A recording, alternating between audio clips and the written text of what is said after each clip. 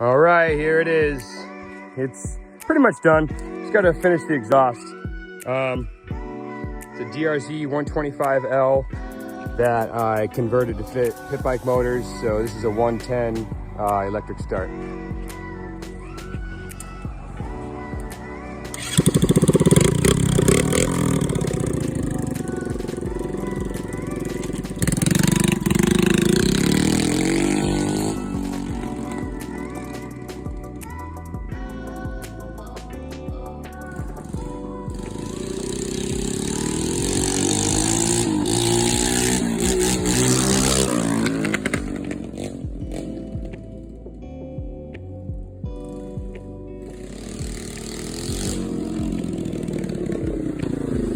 About this bike